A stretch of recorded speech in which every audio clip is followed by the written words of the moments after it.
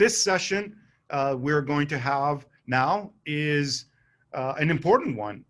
As you heard earlier, the important thing that the lawyers were talking about, Jillian, Nancy, and Jamie, was you need to have your preparation of your documents to do the filing, but at the same time, you need to do it post. And Jason and I had the pleasure of meeting David many, many years ago in Los Angeles at an event during the crowdfunding.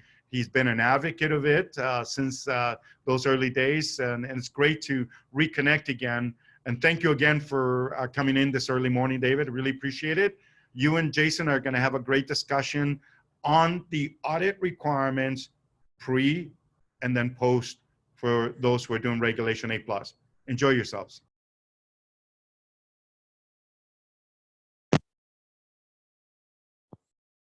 Yes. Thanks for joining us. It's a pleasure for us to be here today and provide you with some great content. I know we've got David Gosselin, who's a partner at DBB McKinnon, waiting here in the wings. You know, he's a specialist in Reg A Plus and Reg CF. I am Jason Futko, the co-founder of CoreConnex and CFO, although I pale in comparison to David's knowledge on any of these topics. So I'm going to be the question asker in this case, and let David share his experiences and his knowledge on these topics. I know that David, the ladies, the brilliant minds that came before us have given us a sneak peek of some of the audit requirements and what's needed in terms of Reg A+. Can you give us just a general understanding of what's needed from an audit perspective for Reg A+? Yeah, in the most general circumstance, it's going to be a two-year audit, you know, depending on most of the companies that I've seen have been here in the U.S., so it's going to be in accordance with U.S. GAAP. Right. Okay. And I know that Jamie and I think Jillian mentioned briefly that, you know, for tier 1, there's a difference in audit requirements versus tier 2. Right. It didn't seem like there was a requirement at all for tier 1. No, tier 2 audit. But is there any requirements from tier 1 perspective for you guys to get involved? Is there a review requirement? Is there a best practice, as they kind of alluded to, you should have them done? No, and you know, in being truthful, in what 4 or 5 years that this has been around, I haven't worked on one tier 1 offering because we're not needed to be involved. So we only work on tier 2 when the audit is required. Okay, fair enough. And you know, we got some timelines also in there from the lawyers. What from your perspective is a general good rule of thumb to keep in mind when you know, when to engage the auditor and how long it should take to get their audit report done? Sure. I know that's a broadly no. Because, you know, they mentioned, you know, early stage companies that have, you know, zero revenue, and then they mentioned, you know, manufacturing companies on the other end, or something that's been around for a lot longer. But if you could just give us you know, some general guidelines. Sure. And I didn't catch the whole presentation from the attorneys. It's pretty early here on the West Coast. Yeah. And even though my commute's a lot shorter than it was just a couple of weeks ago, it's still early. Yeah, you know, what I tell most people, and I would say the base case for Reg A+, if it's not kind of one of those early brand new real estate companies, I really think Reg A+ is best used for maturing companies and growth companies that need, you know, some growth capital. So that means generally that you want to look for companies that have a couple million in revenue, have an operating plan, stuff like that. And for those base cases, what I always tell people is first-time audits, give it about 45 days, give or take 15 days, depending if it's smaller and less complex or larger and more complex. I think Jamie said, you know, manufacturing companies they take longer because you have to roll back their inventory. Whereas maybe technology companies or service-based companies are a little bit shorter. So I always tell people 45 days is kind of the baseline. From the day, not the day you sign our engagement letter, the day that you actually provide us all the information that we requested. And then the timeline is really dependent on the company itself.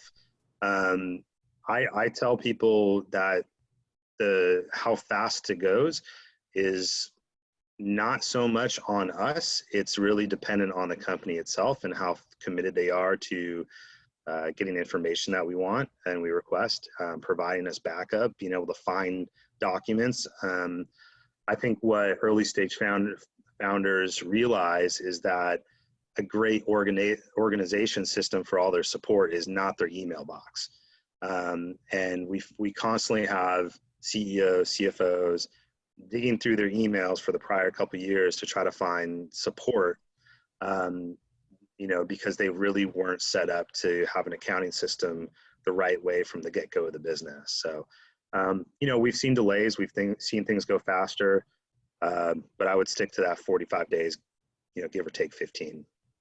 Okay, fair enough. Are there any types of companies that you can't audit, or that for time's sake, or you mentioned rolling back inventory? That used to be a horrendous deal for companies with inventory getting 2 years of audits done.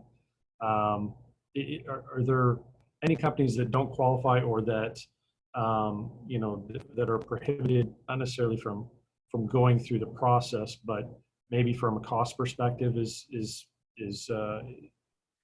going to be horrendous? I think it's all relative. I think if probably the ones that are going to be that cost the most are going to be your manufacturing companies. And it depends on how complex the manufacturing is. I was at a clothing manufacturer not too long ago, and the depth of their operations is crazy complex. And to roll back their inventory is going to be relatively difficult and time consuming. But it's not to say that they can't do it, and they're big enough to support the reason to do it. I mean, they're not necessarily looking to do a Reg A plus, but they would be a good candidate for sure. And it might be well worth the money, even if it was a little bit more. So I wouldn't say anybody's precluded. I think that if you're going to go for this, it's not because it's going to cost you an extra $10,000. It's not going to, I wouldn't ever say that a cost should be cost prohibitive. You should be doing it for the right reason, because you want to bring on the right kind of investors. You want to do it the way you want to do it. You want to engage, your customers and stuff like that. That's the reason to do it. It's not what the audit's going to cost. Okay, appreciate that. Are there any common issues or things that slow down your audit? You mentioned the inventory rollback, but anything other, that other people should be considering in terms of things that might hold it up? Your email, I guess. Sure. The issue we run into the most is, and this is across the board, Reg CF, Reg A plus, early stage company, even if they're not doing this, it's the equity. Or the debt and the equity. And the accounting for debt and equity trans is not always kind of how the cash flows. It's there's all these non-cash considerations. So what happens when you give someone stock options? And the typical conversation I have with a founder is, do you have stock options in your company? And they say, yes. And I say, have you accounted for them? And they say, oh yeah, they're absolutely on our cap table. I'm like, that's great, they're on your cap table. Are they in your financials? Have you valued them? Have you expensed them? And they kind of give me a blank look or silence on the phone, and they say, no, they haven't done that yet. And so most of the delays we see in audits, most of the errors that we see in audits are actually around the debt and equity sections.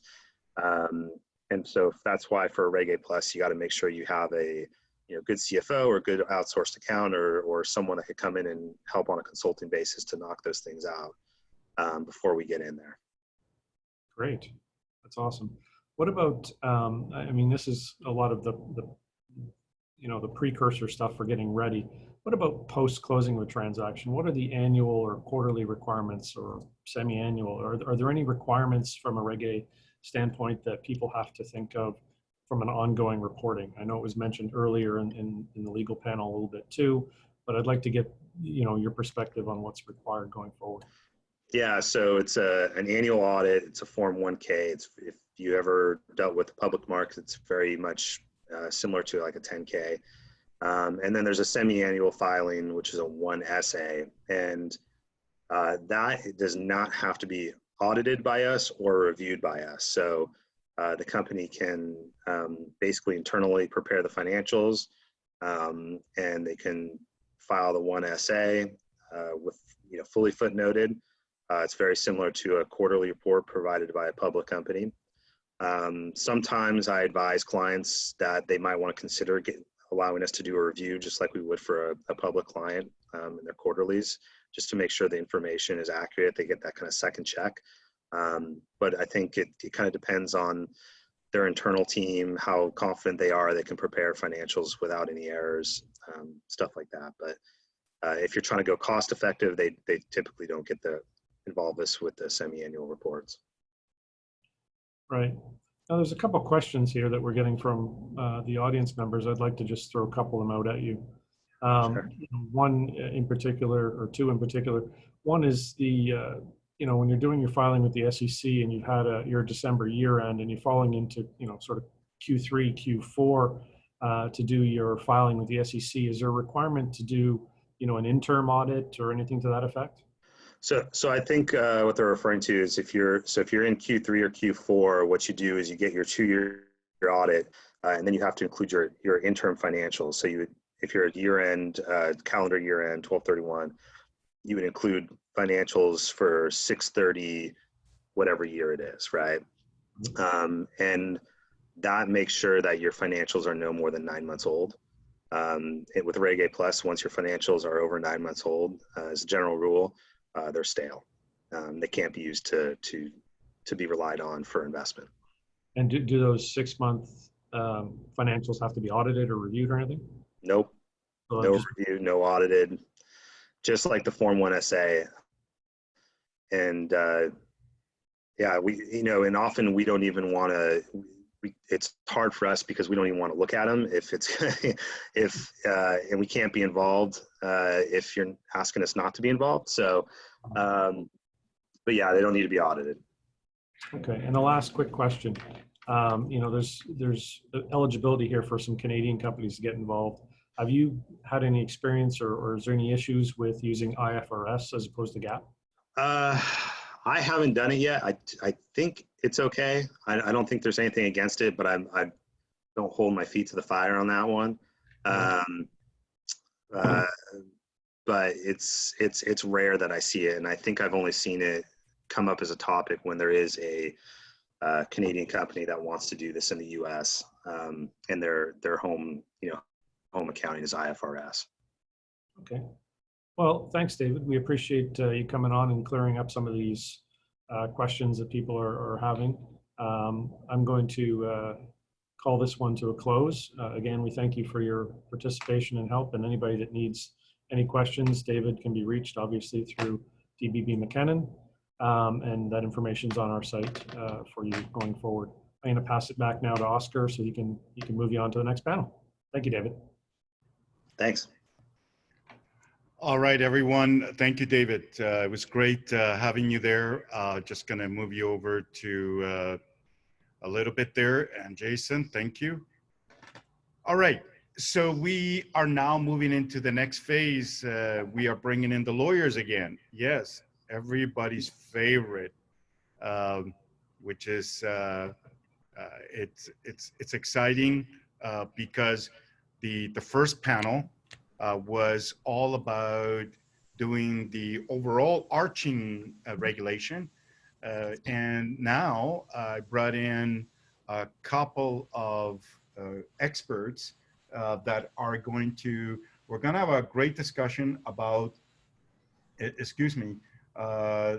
the impact of the securities law. Just give me 1 second. I need to get another one of the colleagues here. And I believe there he is, Mr. Louis Villebois, to be able to speak on